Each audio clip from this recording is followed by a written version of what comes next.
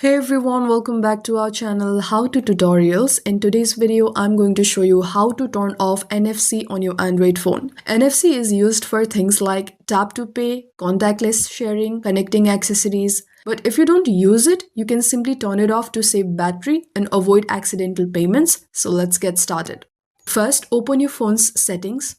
Now, tap Connections or Network and Connections. On some phones, it may be under More Connections.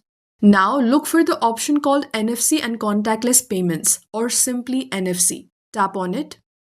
You'll see a toggle switch. Simply turn off the NFC button. Once it's off, tap to pay will be disabled, NFC sharing will stop, and the NFC icon may disappear from the status bar.